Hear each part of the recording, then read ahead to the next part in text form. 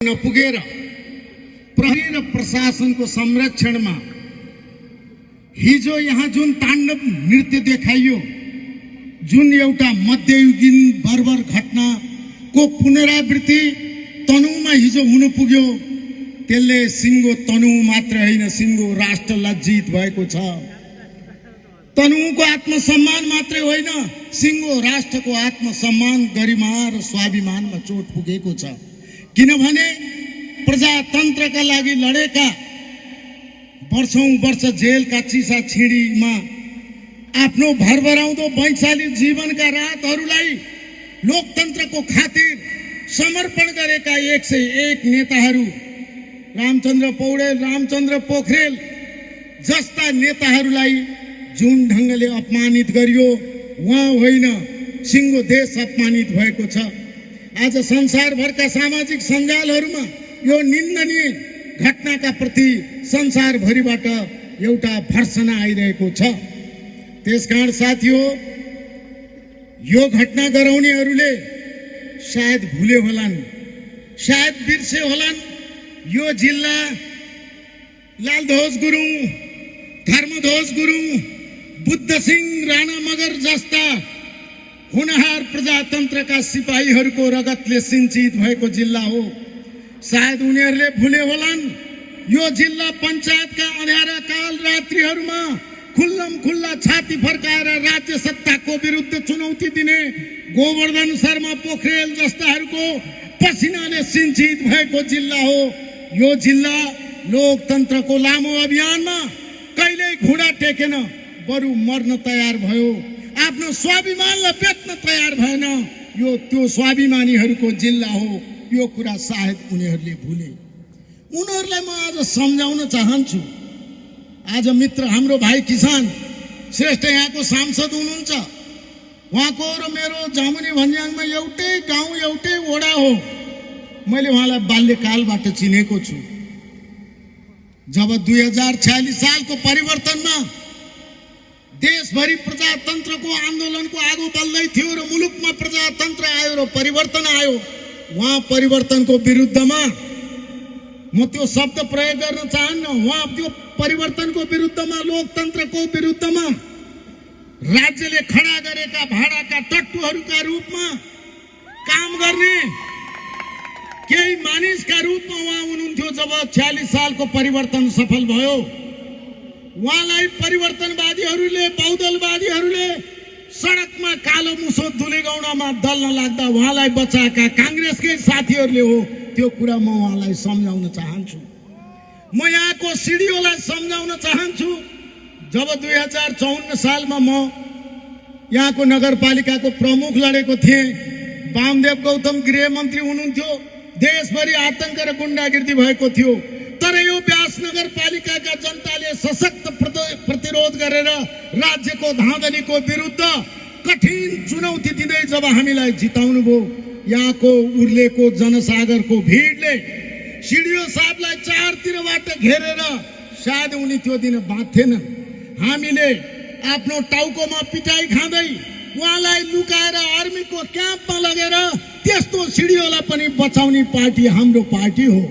म याद दिलाउन चाहन्छु, 46 सालको परिवर्तनमा ऋषिराम लामिछाने भन्ने सिडिओ साहब हुनुहुन्थ्यो।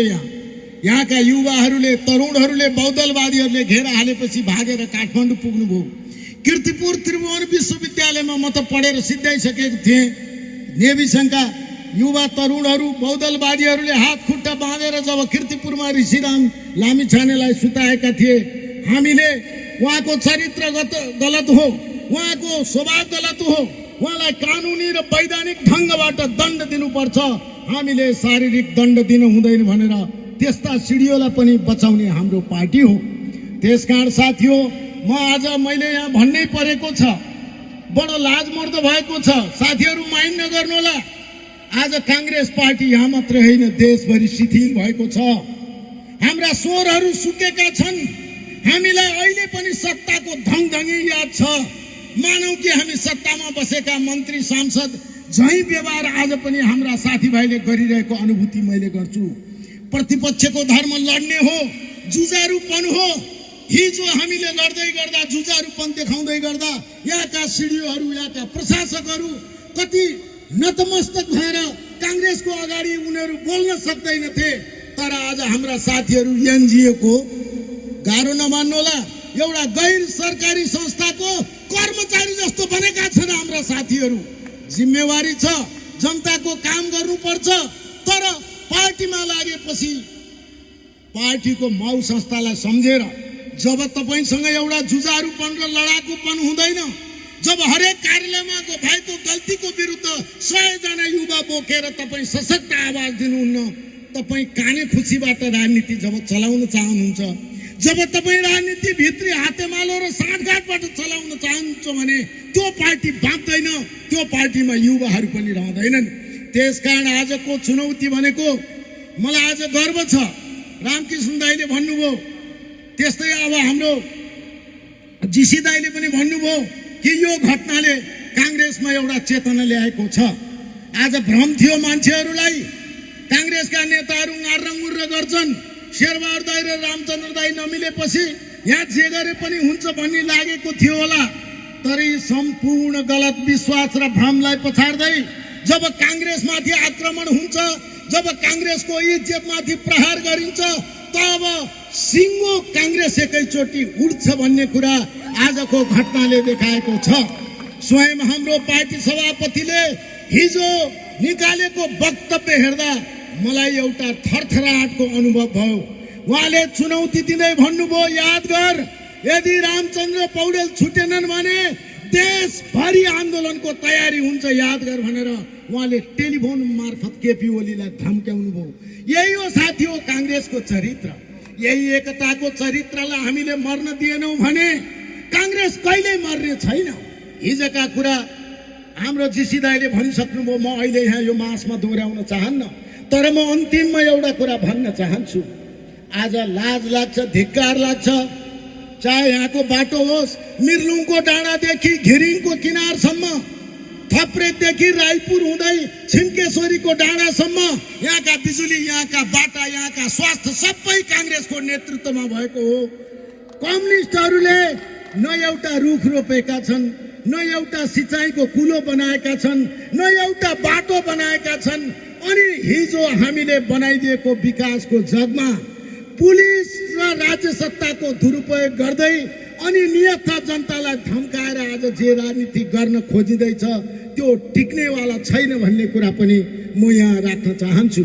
त साथीहो, अन्तिममा पुनः एकचोटि आज यो घटनाले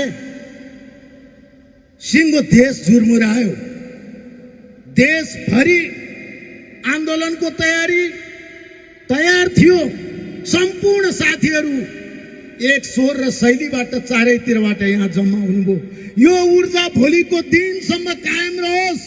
भोलि बिहान फेरि चिया भट्टीमा उसलाई काङ्ग्रेसको खुट्टा तान्ने, बिहानै चिया खाँदैदेखि उसलाई गाली गर्ने, यो प्रवृत्तिको अन्त्य यो घटनाले गरोस्, यही भन्दै बिदा हुन चाहन्छु। हस्त, धन्यवाद, जय नेपाल।